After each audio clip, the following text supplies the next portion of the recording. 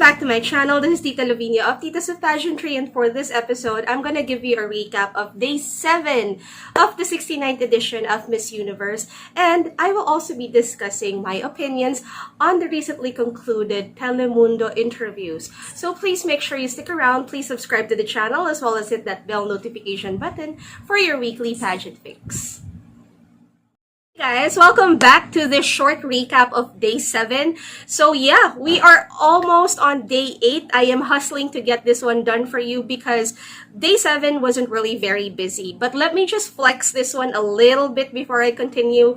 I cleaned up nicely for you, as you can see, because guys, I had an interview with GMA for discussing the Filipino fandom at pageantry. So hopefully, you guys could get like more insights from there. I don't have the information when it will be released, but when it gets released, you'll definitely see these two coconuts do what they do best because they're there.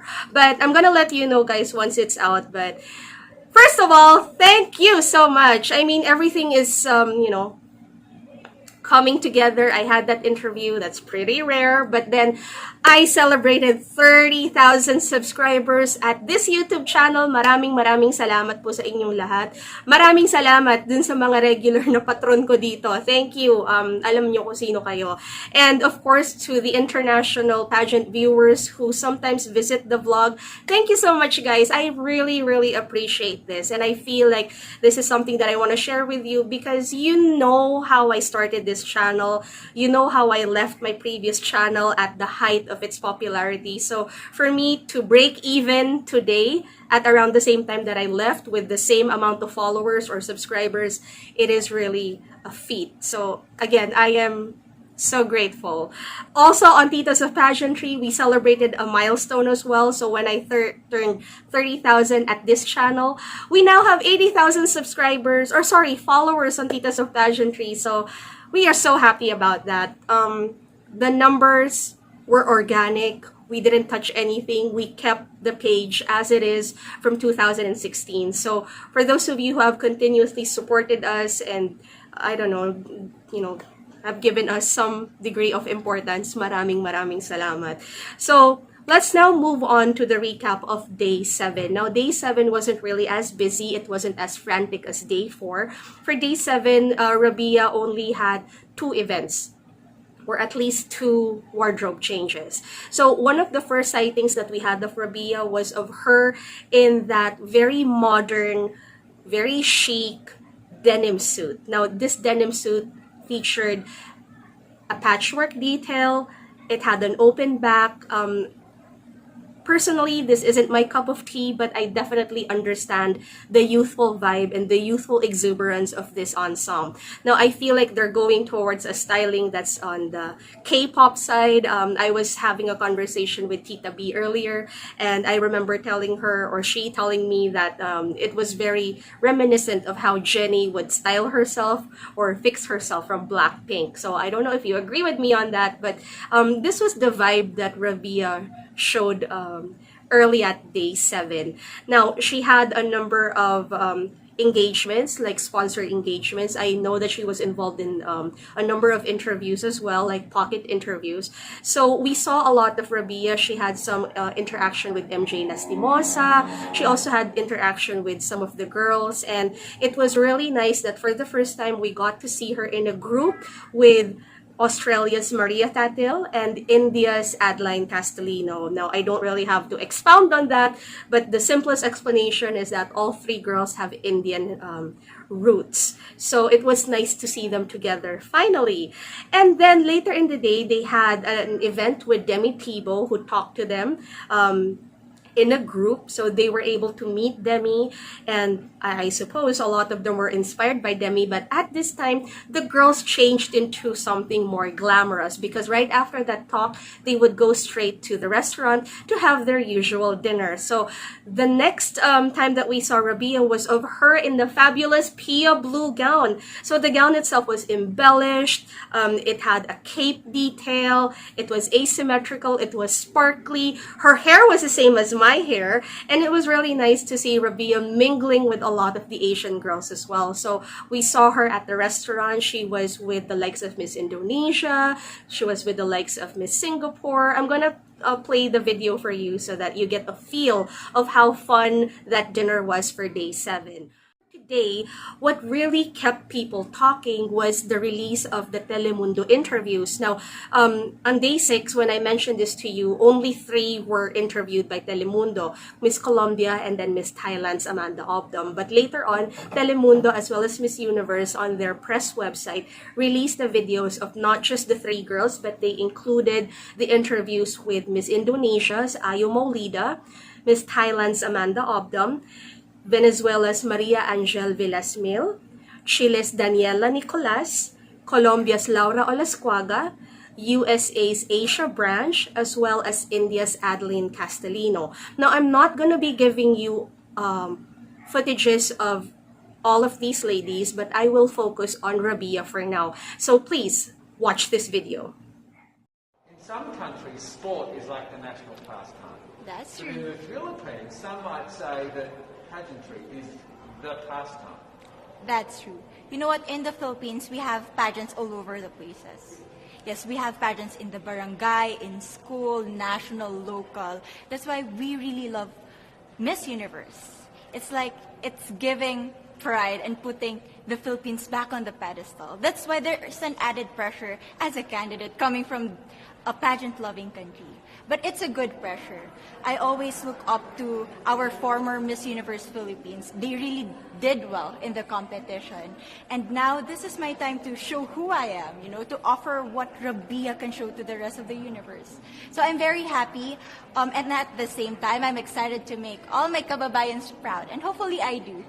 Why do you think it is that the Philippines love pageants? They have appreciation for beauty.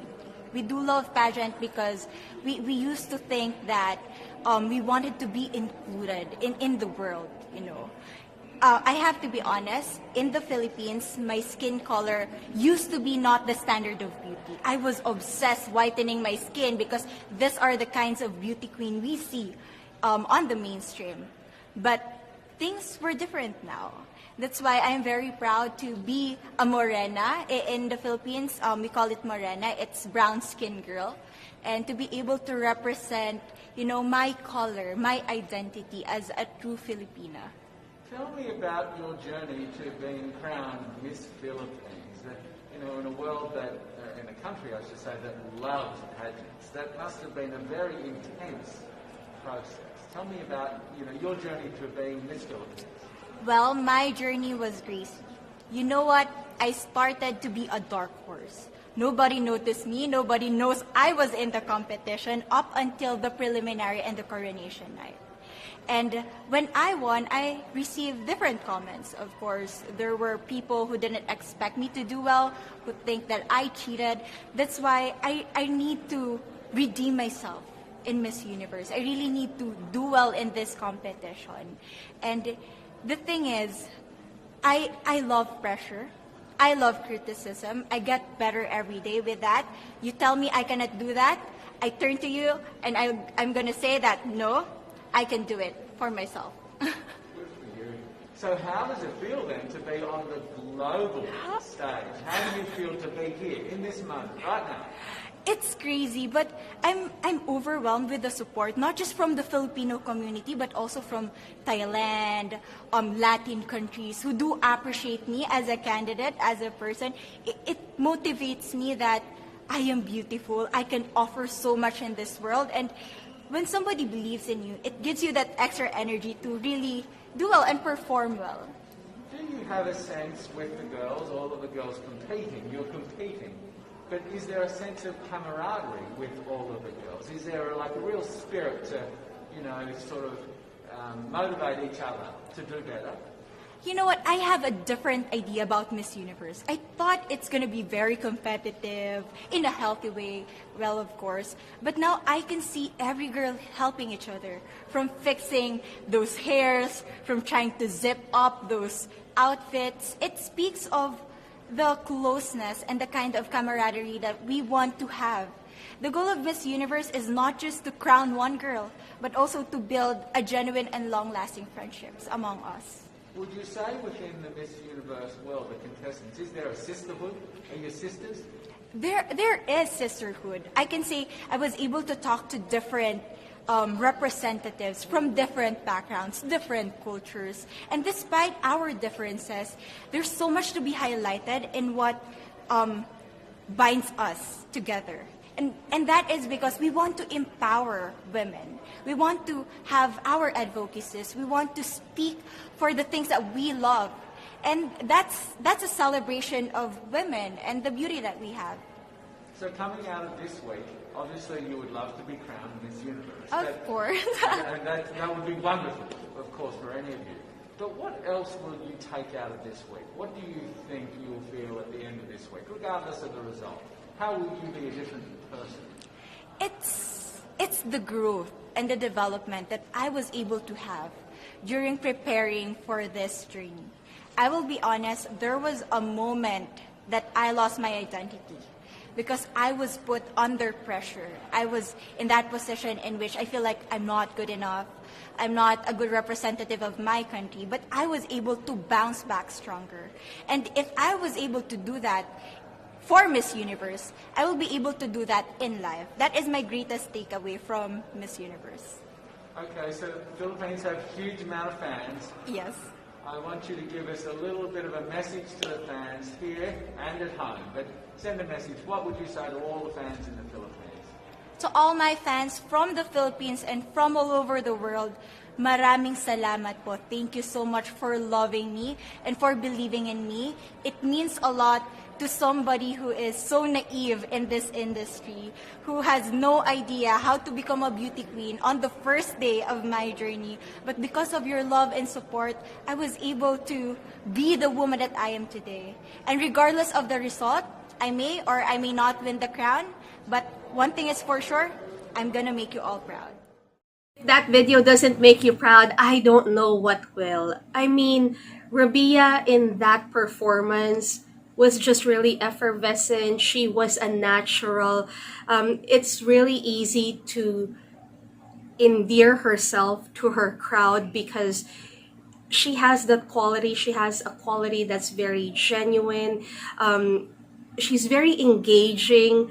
Her eyes light up. She has anecdotes. She doesn't just answer the questions. She converses with you. So this was also some of the same observations that a lot of the pageant fans noted. And, you know, when you're on admin, when you're on social media, when you're following pageantry, you pick up, you know, some words, you pick up some phrases, you sort of, you know, understand a little bit of what they're saying on social media, and the reception has been really positive.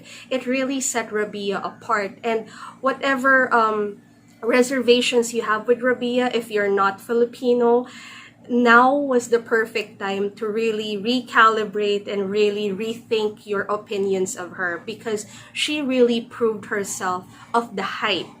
So Rabiya has been very popular here at the Miss Universe edition. She has a slew of fans chanting her name, you know, waiting for her appearances. But this video with Telemundo cemented her status. Now, a lot of you may ask, Tita, is this part of the judging? Is this going to be scored? Well, actually, no. It's just that, of course, when you perform really well at these pocket interviews and everybody sees it, it's gonna give you a little bit of a boost. It's also gonna give you more of a recall, at least for the pageant fans, to really take notice and really see that you're not just carrying yourself, you're not just wearing that super powerful sash, but you are Rabiya and you are representing the best way you can. So it is really a good feeling if you're Filipino and you're seeing your representative fight, you know, and fight as if this is going to be the last. I mean, what I like about how Rabiya attacks this competition is that when you say know when to peak, know when to peak, she's peaking anyway. I mean, she is really showing us what she's got. So, and I feel like she is not yet done. I feel like there is more that, you know, she's willing to really show us. And I cannot wait for this come prelims that's gonna happen on May 15th. Now, if Rabiya shows the same performance as the Telemundo interview, then guys, I don't think we will have an issue. So, thank you so much, and I will see you again tomorrow. Catch me live right after the preliminaries. We will talk about everything. We will talk about the national costumes as well, because this is something that we haven't seen from Rabiya. There has been no teasers. There has been no leaks, no nothing about this costume. So I am really very excited. So again, thank you and goodbye. See you guys.